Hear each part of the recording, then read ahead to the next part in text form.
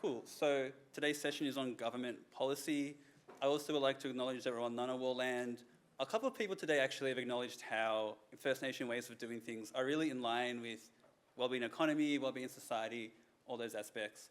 But I also want to acknowledge that since colonisation in this country, well, Indigenous people have also fought for changes to policy that have improved, that have pushed us towards that wellbeing society, pushing towards things like self-determination, looking at ways that childcare and health and like all these different social services work together on the ground.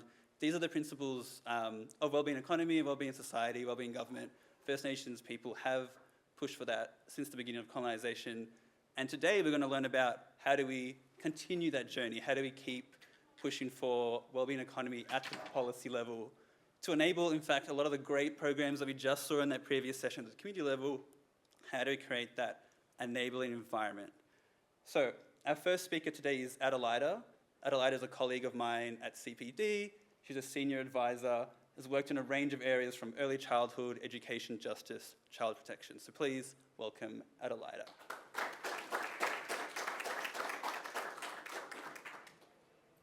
Thanks, Ryan.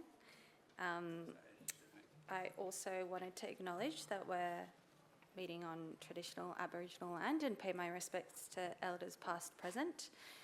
And also, I guess, given that we're talking about productivity today, well, I'm talking about productivity today, just to frame the conversation in the context of the fact that a lot of our productivity gains in Australia have been built upon dispossession and colonisation of Aboriginal people and Aboriginal people who have sustained culture and country for tens of and thousands of years before we even had the concept or talked about productivity. And we do talk about it a lot, and we are hearing a lot about productivity. We have the productivity roundtables, and we have an assistant minister for productivity, even a productivity commission inquiry into productivity. It is held up as a solution to all our challenges, the greatest mechanism for a better society.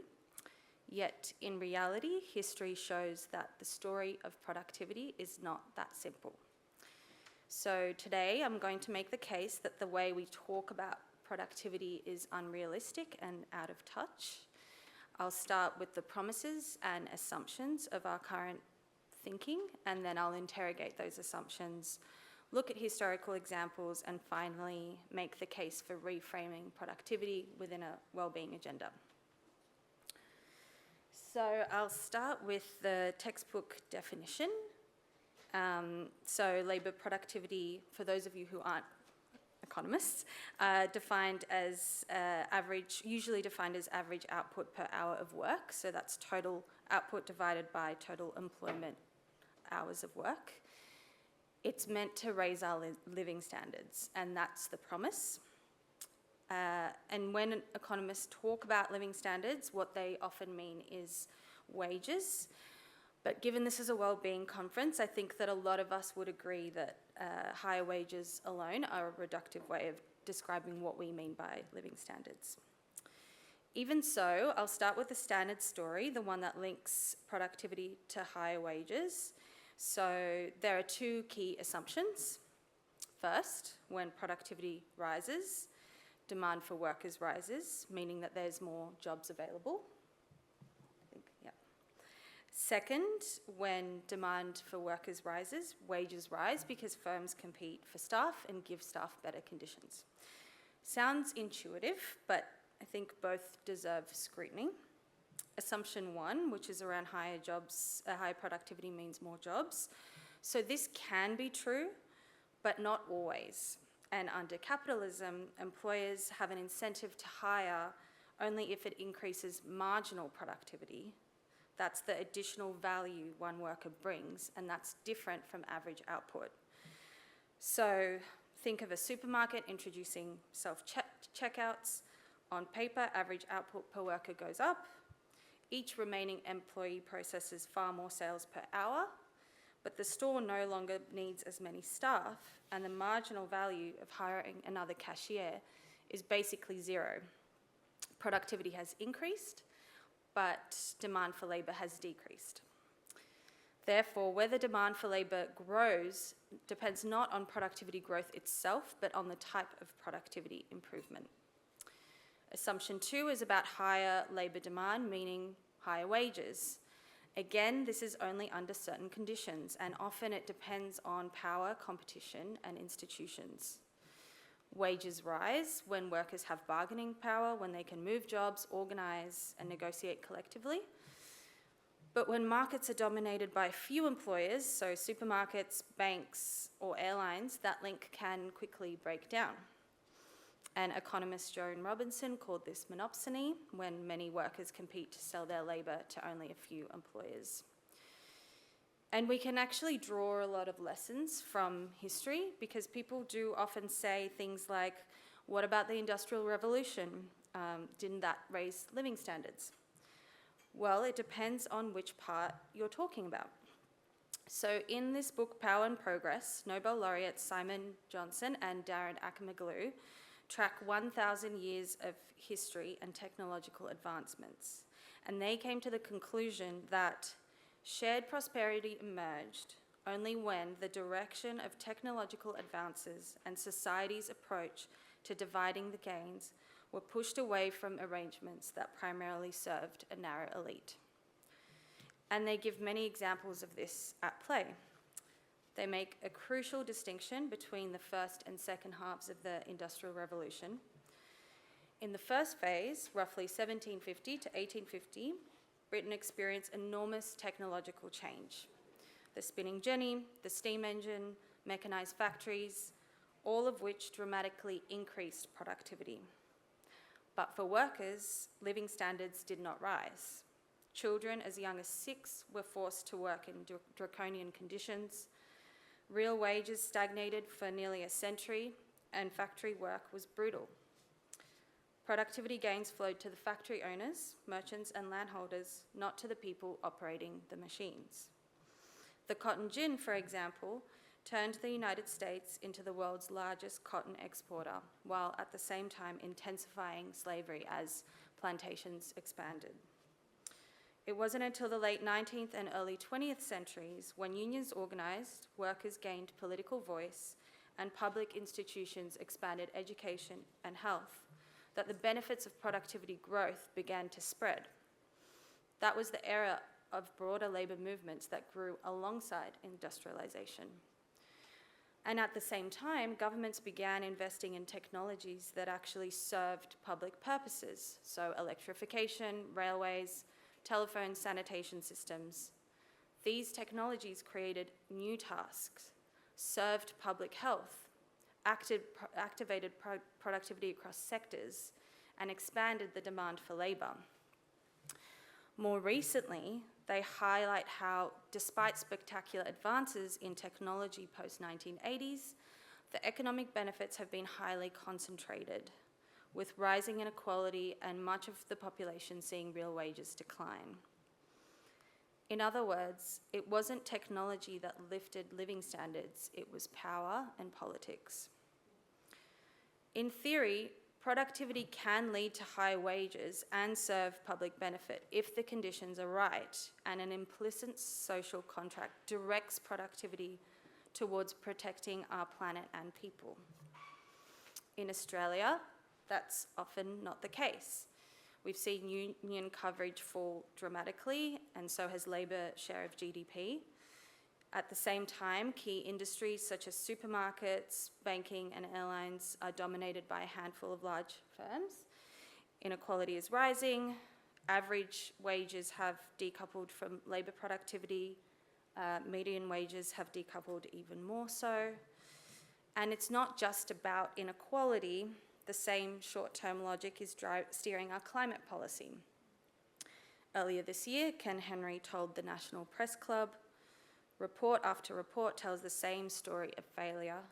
The environment is simply not being protected, biodiversity is not being conserved, nature is in systemic decline.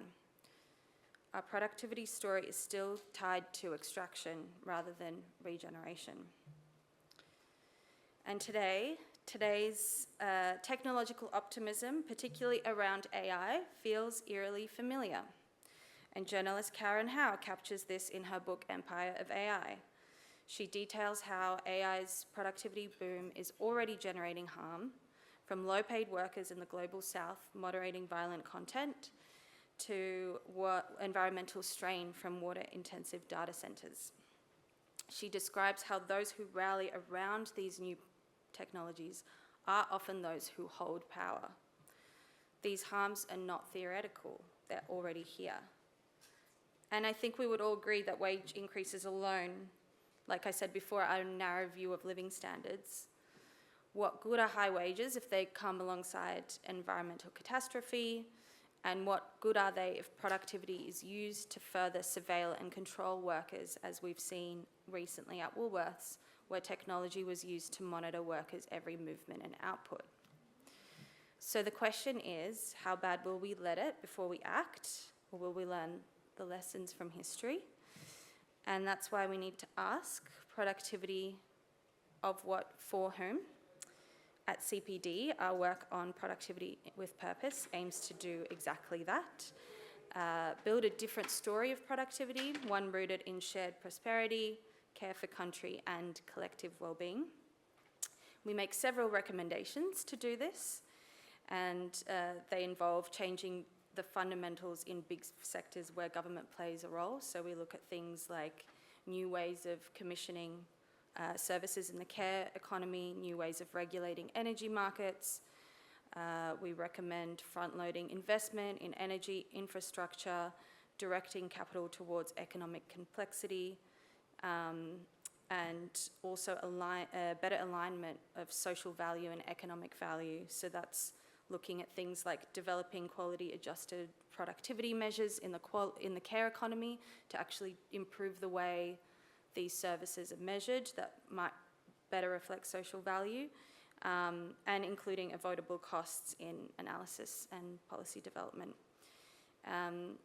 So yeah, it's, I guess in summary, sort of provided a broad frame, and there's many ways to kind of implement it, and I'm sure some of the other speakers will talk about it a little bit more, but yeah, I think we just need to think about how, what kind of productivity creates a better society, and importantly, who should benefit from it.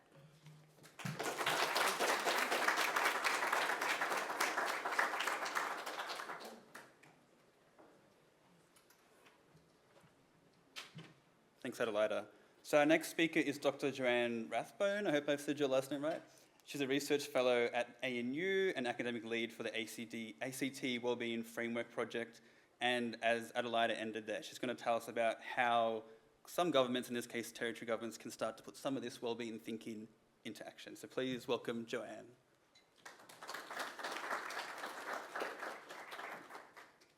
Thank you very much. Let me just start my timer. All right, yeah, so I want to share with you all today a bit of a very, very high level overview of the work we're doing in partnership with the ACT government, their wellbeing team, to support their mission in trying to centre and embed wellbeing into policy decision-making processes from start to finish. So I think where we are today, all the amazing work we've been hearing about over the last 2 days and will continue to hear about into tomorrow, is testament to the growing momentum and recognition that we need to start actually doing. We need to be embedding wellbeing into policy decision making. And sort of, yeah, continue that momentum. But one of the challenges that has also come up several times over the last couple of days to doing that successfully is the need for better integration of data across government agencies and government and non-government sources, that better data linkage to be able to have the tools to do this effectively. And so the ACT government is tackling this, or has been tackling this head on, and the work that we're doing in partnership with them is supporting that goal.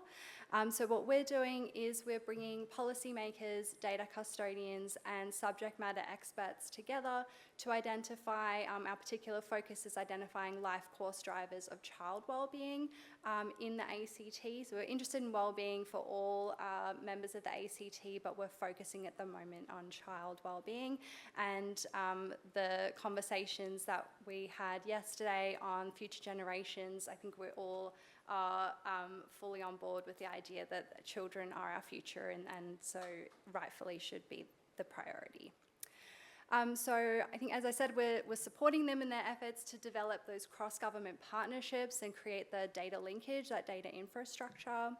In terms of the research projects that we're doing, we're focusing on identifying policy targets to improve wellbeing of Canberrans and, at this point, of children in Canberra. And I guess this is kind of like the big goals and the mission, and what we're trying to work towards is the ability to test world-first solutions that not only advance science as researchers, that's what we really want to do, but also to be tackling those policy problems in new and novel ways.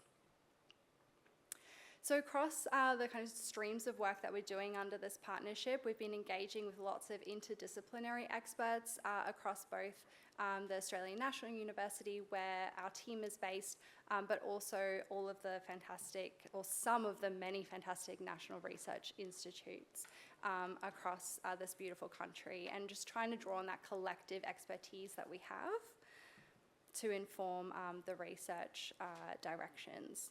So our first and kind of core stream of work we're doing in this partnership is focusing on child wellbeing and using ACT jurisdictional data. This is the first linkage across jurisdictions in the ACT, and this will be linking ACT health and ACT education data to look at those predictors of child wellbeing over their life course.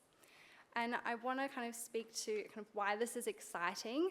I think this particular data linkage has a real unique aspect to it, in that it not only includes those sort of objective measures of disadvantage, what we're interested in, and well-being and education outcomes, NAP plan results and those sorts of things, but also some really amazing subjective indicators, things like perceptions or subjective experiences of loneliness, of course things like life satisfaction, depression, anxiety, sense of belonging, connection with one's school from the perspective of the children, their parents and their teachers.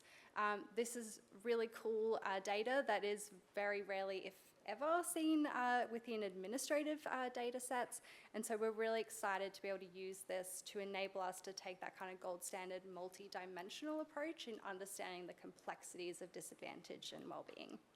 And just a nod to some of those frameworks that we've been drawing on that everyone here is probably very familiar with.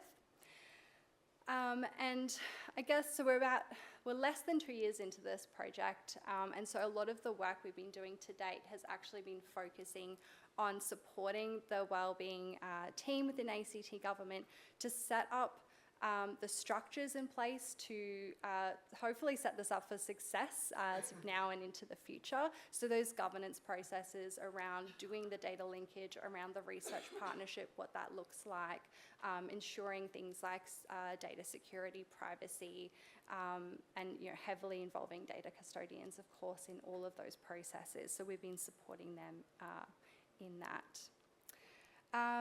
The second stream of work we've been doing alongside this, while we're sort of working towards getting the ACT data, is looking to nationally representative data sets to try to start to build an evidence base that policymakers can use to, I guess, guide maybe their priorities to get more bang for buck. And of course, yeah, I guess this is just a note of like across all of our projects, but these, I guess in particular, is really building in trying to ensure the possibility of policy impact right from the start and how we design our research questions from sort of the, day dot, I guess. So to give you an example of what that looks like, Alicia Robertson led a project in our team where we tested which social determinants that are outlined in the National Suicide Prevention Strategy, when looked at collectively, because often research looks at just one or a few social determinants. We looked at as many as we could get data on, and which ones uniquely predicted self-harm and suicidal ideation among Australian young people. And the kind of aim here was to go, okay, well, if policymakers want to do something, they've got all these social determinants listed in the national strategy. What do they prioritise? Where do they look at kind of focusing on? And we can pull out what the kind of biggest risk factors and the biggest protective factors that they can direct their attention to. I don't want to speak because of time on the other couple projects, but I just want to kind of pop them up there. Emma Knight is in the room and Paul Campbell, so they spoke earlier today on these projects. Please go and have a chat to them, or come have a chat to me afterwards if you're interested to hear more. Actually, I will go back. I also wanted to just briefly mention, I guess, a third stream of work that we're doing. We're supporting the ACT government in their partnership with the ABS, with the Life Course Data Initiative, and bringing in ACT jurisdictional data as the kind of pilot program. I know South Australia is involved in that as well. So as the kind of research arm, we're supporting them in that and focusing on trying to use that Commonwealth and, when we get it, the ACT data to identify pathways out of entrenched disadvantage for children and young people in Australia. So I guess I wanted to finish on what we see as really exciting potential for the kind of partnership work that we're doing. And that's really around accelerating research impacts. We know that the knowledge translation process is extremely slow. I'm sure we've all heard about, it takes 17 years for 14% of research to be translated into practice, and that's quite frankly horrendous, and we need to be doing better. And I think part of the reason, there are many reasons why that's the case, but part of that is because our research findings are often not accessible to the people who are actually making decisions, who are on the ground, who are doing the translating, and they don't, even if they are accessible, they don't meet their needs. They're not readily translatable. And so I think partnerships like this have the potential to not only, I guess this is coming from the perspective of the academic, trying to get out of what's that term? The tower, yes, and get out and start to not only be, advancing science and developing those novel insights that we, that's our jobs, but to be shortening that translation gap. So, yeah, I will leave it there. Thank you, and thank you to all our collaborators and our partners.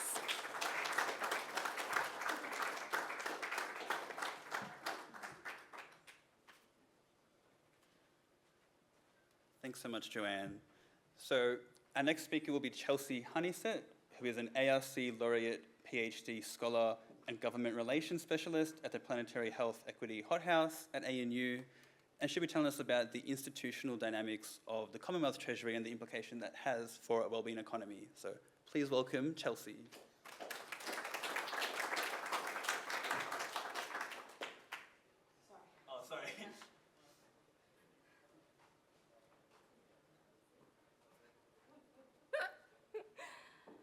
All right, well, thanks everyone for having me today. I'm looking forward to presenting some of my initial findings from my PhD research and then answering any questions you might have. So, Commonwealth Treasury. It's a commonly held belief amongst advocates that if you want to get ambitious policy past the gatekeepers and politicians, you've first got to make it make sense for Commonwealth Treasury. In this paradigm, Treasury, they're the department of the departments, they hold all the power, they've got a lot of sway with politicians and bureaucrats. We tend to believe that Treasury officials are a bunch of boring academics or economists who care more about growth than they do about people, and they really just don't get social issues. But is any of that actually true? And what are the impacts of assumptions like these? Understanding the actual Treasury view beyond the assumptions has never been more important than it is today. In the 21st century, humankind is facing nothing short of a planetary health equity crisis, And the urgency of this crisis is characterised by the increasing prevalence of health and equity burdens on a warming planet. We've all heard a lot about that, so I won't repeat the evidence here. But there is no evidence to suggest that any of this is slowing down. And the reason it isn't slowing down is because of this thing called the consumptogenic system. For those of you who were lucky enough to hear Sharon Friel talk about it this morning, it's great. But essentially, up on the slide, talking about how this system that drives the crisis has this historical commitment to extractivist norms and the entrenchment of those norms in the institutions and our economic policy. If we want to improve planetary health equity and shift the consumptogenic system, we need to explore ideas that move away from the assumptions to build a more comprehensive understanding of the institutions that may be able to disrupt the consumptogenic system. And that means understanding the actual Treasury view. So with that in mind,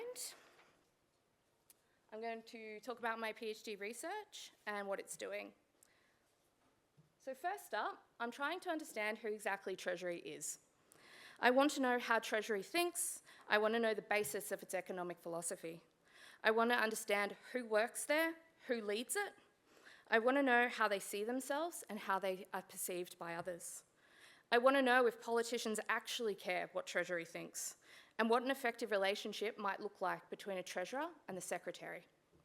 Importantly, I want to know how it develops its advice to government and how much credence it actually gives to alternative ideas. Secondly, I'm looking at and investigating a possible disruptor to the consumptogenic system known as the wellbeing economy. Again, something that's been very well discussed so far across the conference, so I'm not going to spend a lot of time outlining exactly what it is, but it is to say that the wellbeing economy seeks to flip the economic orthodoxy of the current system by moving away from a growth mentality. It proposes that in doing so, we create a people and a planet-centred economic system that seeks to achieve well-being, irrespective of metrics like surplus and economic growth. And thirdly, I'm going to see what happens when you put these two things together. So, if we task the Treasury with developing a well-being economy, does it actually have the ability to develop one that can achieve planetary health equity goals? Ultimately, does a wellbeing economy belong in Treasury? Or is there a better way to govern for planetary health equity in Australia? And I'm in the midst of finding out exactly that. So right now, and I've flipped this around, guys, sorry. So right now I'm working on my data analysis, which has come from two main sources. The first of that analysis is having a look at where wellbeing has been attempted in previous policies from the Commonwealth Treasury and its related agencies.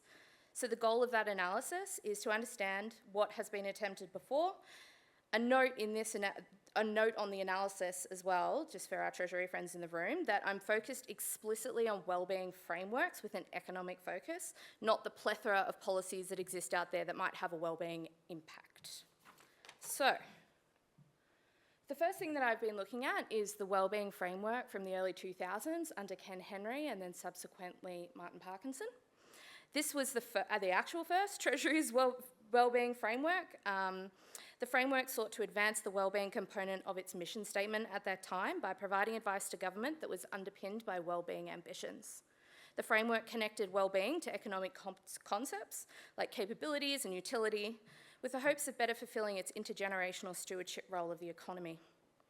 My analysis so far shows that while the framework was primarily an internalised corporate tool for the Treasury, it had lasting impact on the ideational development of its staff and the subsequent policy advice it provided.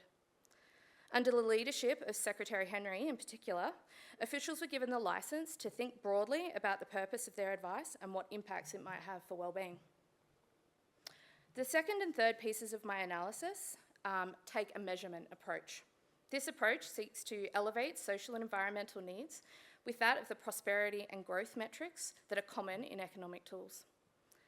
My initial analysis shows that measures of Australia's progress framework via the ABS, first developed in the early 2000s, and the 2023 Measuring What Matters framework via the hybrid Treasury ABS arrangement, both approach measurement with the belief that economic development is an overall good in that it provides government with the ability to spend where it's most needed.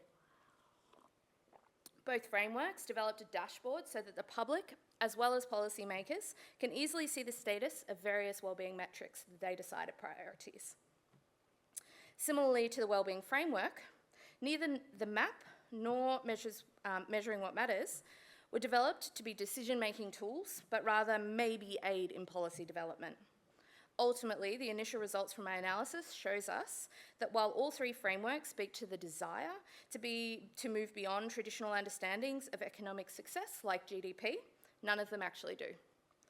They all provide a frame of reference for change in language or the elevation of different ideas. However, there is no attached implementation tool where policy proposals should be evaluated against these metrics or ideas, so their ability to be materially influential is pretty limited. Importantly, they do not require change in how economic activity is undertaken in relation to wellbeing. So, going back. So the second source of my data comes from some 90 interviews I did with people across the system. That includes current and former senior public servants and ministers and their staff from Treasury, Prime Minister and Cabinet, Health and Aged Care, Climate Change, Energy, the Environment and Water, Finance, the Productivity Commission and the ABS. I've interviewed on background all the governments of the Wellbeing Economy Government Partnership. I've interviewed academics, I've interviewed civil society, and I'm exhausted. The analysis is still underway, but I really wanted to share some initial findings to generate some conversation. The first up, to be friendly to our Commonwealth Treasury colleagues, is that many of our assumptions about Treasury officials in particular are wrong. Many have been educated in the things that you would think, so economics, commerce, law, business degrees, etc. But many have also studied other diverse ranges of disciplines, including climate science, the arts, psychology, and philosophy. They care really deeply about the wellbeing impacts of their policy advice, as well and are well educated on the various models for understanding the intersection between economics and some of the elements of planetary health equity. They are really deeply civic-minded and think seriously not only about their immediate responsibilities to the government of the day, but their stewardship of the economy into the future. These initial findings suggest that Treasury has a much broader frame of reference than we often give them credit for, and they already have much of the expertise that they would need to adopt an alternative model. However, there is this culture that exists where deference is given to the Treasurer. So this is notably a symptom of being an public servant, where ultimate deference is given to the Treasurer to make economic decisions on behalf of the electorate. Officials conveyed to me that while the advice they give to government is of the highest rigour, the government of the day is the ultimate decision maker, and we've heard some of that today. Because of this deference, advice is often prematurely tailored to policy goals in advance of that advice being given. This doesn't mean Treasury officials don't adhere to notions of frank and fearless, and indeed a lot of them emphasise this point to me. They will still emphasise certain aspects of the advice depending on who's in charge. Now this was often put to me as like a smart business approach in the sense that they're anticipating the needs of the person who's in front of them. And many interviewees said that the awareness of the political actually makes for a better Treasury official and therefore they're more influential. However, I also found that overwhelmingly politicians and their staff take really seriously Treasury advice and they take deep consideration in their advice. While there are differences between the major parties about the nature of the advice that they want, there is clear bipartisan respect across the board for the rigour and professionalism of Treasury. Treasury is largely seen as a highly trusted and valuable contributor to policy development. Interviewees spoke to me about the Secretary of the Treasury being the most important public servant in the government, suggesting that the relationship between the executive and the bureaucracy is of the utmost importance to Treasury in the maintenance of its influence and its uptake of policy advice. I also found that this is pretty true of other bureaucrats. So interviewees from other departments conveyed to me the spoken and the unspoken hierarchy amongst the public service, whereby Treasury officials carry a lot of weight and gravitas. While some see Treasury officials as arrogant and rigid, there is still an enormous amount of respect for the expertise they bring to policy development. There is a strong desire to cultivate productive relationships with Treasury officials, and this is often seen as making other departments more effective and influential. Interestingly, many of the people who I interviewed from Treasury spoke about, with pride, about how they have worked across the three central agencies of Treasury, Prime Minister and Cabinet and Finance in order to maintain their individual influence over time. Finally, the last one that I'm going to share with you for now is that the understandings of the wellbeing economy vary widely, and I think we've seen some of that in the conference. So while officials I interviewed had either never heard of a wellbeing economy, or they politely scoffed, saying that it's kind of impractical and, anyway. The same pretty much goes for politicians. They don't quite get it, they don't see what it is, it's a little bit confusing if they've heard about it at all, let alone if you want to get into things like degrowth, you might as well just leave the room. There is a real clear disconnect between the use of wellbeing indicators and what they do and their role, and the wellbeing economy, which is about changing the structures of how we make decisions, disembedding all of these really harmful norms that I talked about earlier. Ultimately, what my initial findings indicate from the interview data is that the assumptions about Treasury's officials are pretty wrong, that Treasury is influential, that's pretty true, and that a fundamental economic systems change might just be a bridge too far at this stage.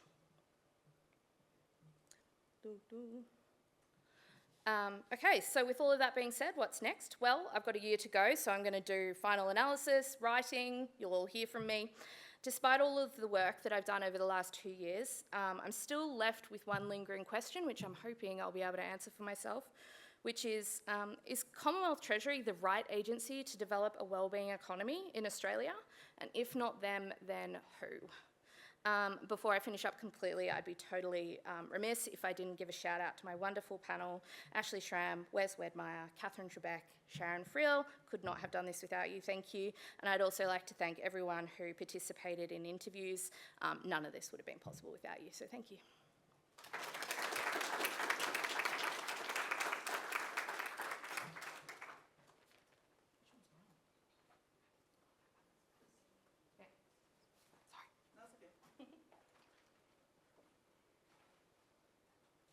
Thanks so much, Chelsea.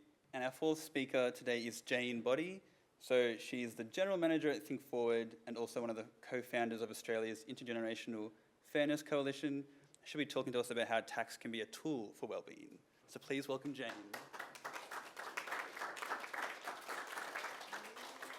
Left tax till last, that's a great way to do it. I'm Jane, I'm from Think Forward, and if you don't know much about us, this is us. We're a teeny tiny little org, shout out to my colleague Tom, and we do what we do in response to the growing intergenerational, but also increasingly intragenerational wealth inequality across Australia. We see economic and tax reform as a big part of the solution to this, and that's what I'm going to talk about today. So I want to start off by asking, what is the purpose of our tax system? Slides are a little funky there, but we'll go with it. Normally when we ask people that question, probably outside of this room, the answer is that it's to raise revenue. I would like to challenge that. So you see, there is a problem with how we view tax. Again, probably not with the people in this room, but a big part of what we do is talking to people outside of this space, trying to bring them in, and I promise you there is a problem, because the dominant narrative is that tax is about cost, it's a burden, it is a revenue tool, tax minimization is celebrated as smart, and the consequence of this is that policies protect profit and wealth accumulation over well-being. The result of this is crisis and fragmentation, band-aid fixes to very deeply systemic issues, and reactive spending all over the shop. Oh, skip the slide. The good news is that there is an alternative, and that is using tax as a design tool for well-being. Our tax system can reflect our values and our aspirations, and it should reflect the fact that we live in community, not as individuals. It can incentivize the things we want and raise revenue to invest in the things that can't or shouldn't be driven by the market. It can also disincentivize the things we don't want: harm, hoarding, and extraction. So for the rest of this presentation, I want to put forward a secondary purpose of the tax system, and that is to shape the society that we want. So I think part of the work that I've grown to love the most at Think Forward is being able to show that we do have this wonderful tool at our fingertips in the tax system to practically apply to these big picture ideas like a wellbeing economy. And so I'm going to just go through a couple of examples of how we can use our tax system to shift to a wellbeing economy as understood within the 4 Ps. And a big shout out to Warwick and Catherine for introducing me to that concept. The first of these is purpose. So what are we growing and for whom? We use tax to incentivize certain behaviours all the time. We've currently done it so much in the property market that no one can afford to live in it. So what if we thought about that a bit differently? My whole idea for a presentation about tax to shape the society that we live in came from a report released by the Foundation for Social Health, who threw out the idea of people investing in, like tax deductions for people investing in social infrastructure instead of tax deductions for property investors. Tash Invests here is a prominent social media creator who, by her own admission, has done very well for herself as a property investor. But recently she's been talking a lot online about how she would like to invest in something else, perhaps a business that supports her community. But she's ended up just asking a lot of questions about why our tax system is simply just incentivizes, the best thing to move forward with as an investor is property. She regularly talks to an audience of 180,000 Gen Z and millennials who are asking all of those same questions.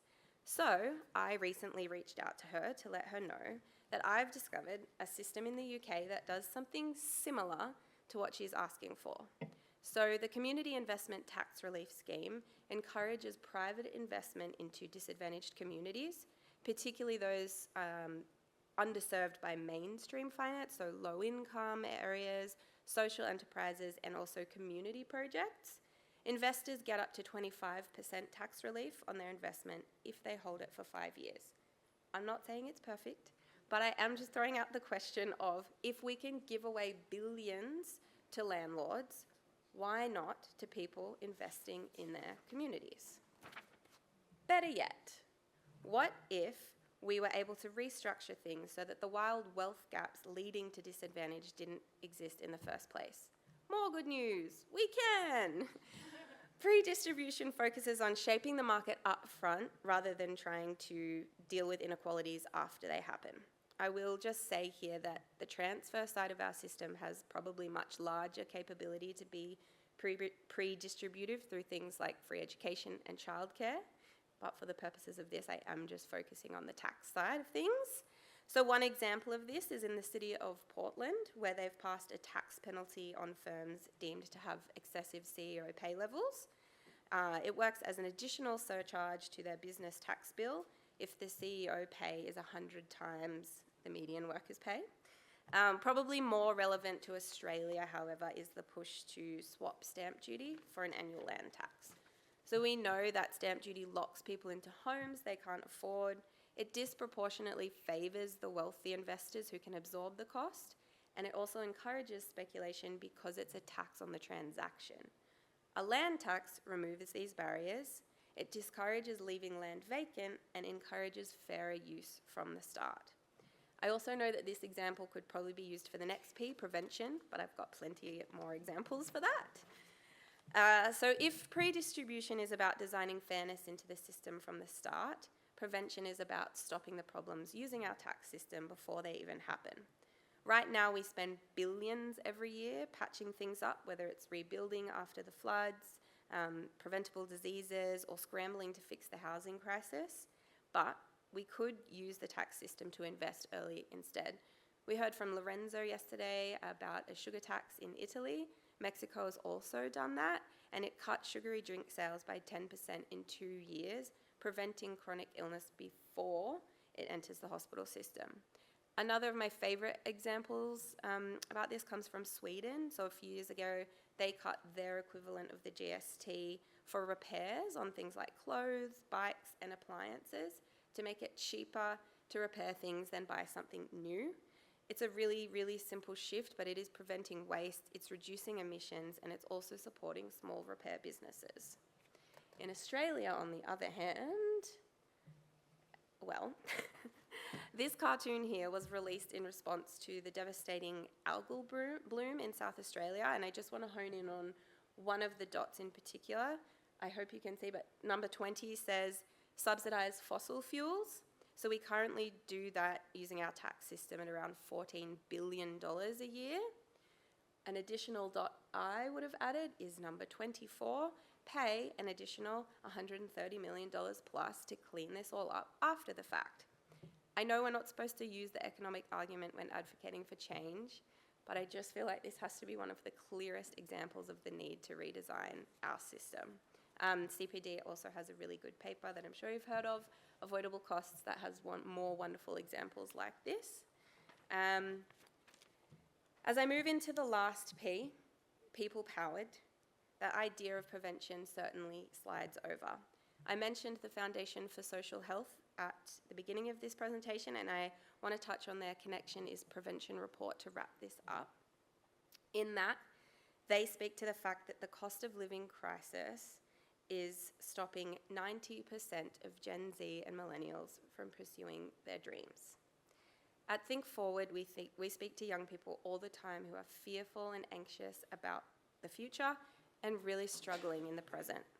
We're losing our third places because we can't afford to go out and enjoy them. There's a mental health crisis, and people are really grappling with the decision of whether or not to start a family. Our tax system currently loads young people up with debt and immense financial pressure instead of investing in us and our potential, which is really the potential of Australia. Rather than giving us 5% house deposits, make housing affordable from the get-go. Instead of giving billions away to property owners, build a world-class parental leave and childcare system that makes Australia an ideal place to raise a family. Instead of reactive spending on mental health, take the financial pressure off with some proper reform that gives us all a little bit of space to breathe and innovate and, dare I say, enjoy. Essentially, we really just need a tax system that works for us, not against us, something that gives us back this people power, that shows younger generations democracy is still valid, because I promise you there are questions out there about that. And we really need to make these concepts accessible and relatable to everyday folk so they can see how it connects to their actual lives and begins to rebuild hope for the future, because that is one thing we should never lose sight of, just how important it is. Thank you.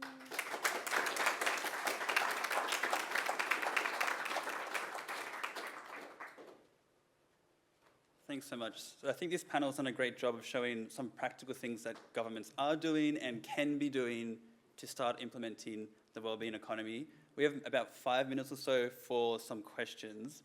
I will start by, which is probably like 1 or 2 questions, I'll start by combining 2 of the questions from Slido about productivity and wellbeing economy. The first being, and this can be from anyone in the panel, is productivity irrevocably in tension with the concept of a wellbeing economy? And are we better off using other wellbeing measures? You know, does productivity have a purpose in this movement towards a wellbeing economy? So whoever would like to answer that? Everyone's looking at Adelajda. So Okay, that working? I think it's a good question whether we should even be focusing on productivity, and when thinking about the care economy, should we just be thinking about quality and not productivity? And it's something that we've grappled with quite a bit as well. I think that there's sort of pros and cons to both when we're talking about changing the way productivity is measured in the care economy. The main purpose of that is because often the care economy is seen and talked about as something that's not productive and therefore sending us broke and therefore underfunded. So if we did change the way that that is measured to maybe not exactly reflect the value, because there's obviously limitations in quantifying these things, but to at least elevate the value of that, that might drive better decision making around the investment. Although at the same time I recognise the limits to that, and that in a well-being economy we might not even be focusing on that. So I see it more as like a stepping stone to the bigger picture. Perfect. And then are there any questions from the audience?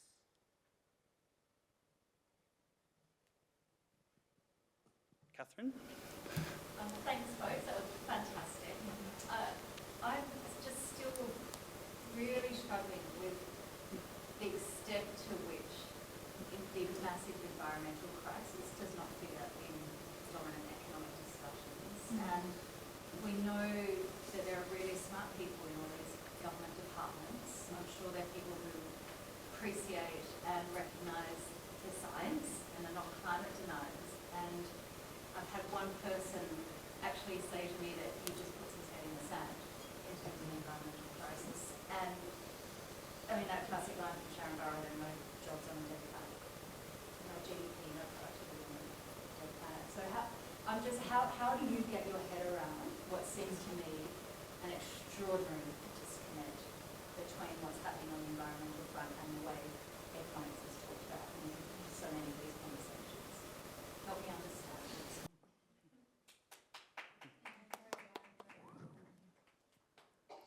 I can start. Yeah.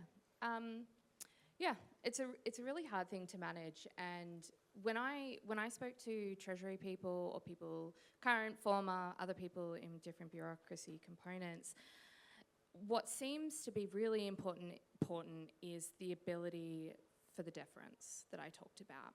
That ultimately for public servants, they lean onto how our system is structured, and that it is ultimately the responsibility of the minister of that day to reflect the needs of the electorate in the way that they do. And so this is how often when I spoke to people, this is what they leaned into when we started to get down to those hairier pieces. It's not to say that the people in departments and Treasury are not acutely aware of the burden. Many of them care extremely deeply about what we're facing and recognise it. But it is to say that the frameworks that exist, our governance structure as it is not fit for purpose to be able to respond to it because of the deference component, among many others. But I'll just say that about Treasury for now. Would anyone else like, yeah, go for it. I mean, I think this is maybe a little bit outside my particular expertise, but I think from our perspective, in terms of looking at how we frame our research questions and how we go about designing the research that we're hoping is going to then be able to be translated using those gold standard multidimensional frameworks that have those environmental aspects in how we think about well-being, and actually building on the evidence base in that way so that it gets harder to hide from it and put your head in the sand. And so I think that's where I see the role that we have in building the evidence base, so it can't be ignored. Although I appreciate that anyone who does work in the area of environmental and climate change will probably feel like, well, I've been doing that my whole career, and so I fully see that, but I'm still holding on hope. I might just end with some of my takeaways from the session, which is that governments do have a role in moving towards a well-being economy. Governments are starting to do it. There are ways of doing it. We've seen a whole bunch of ideas today, and governments need to continue taking that opportunity to start progressing society in that direction. Please thank my wonderful panel one more last time, and then enjoy your afternoon tea.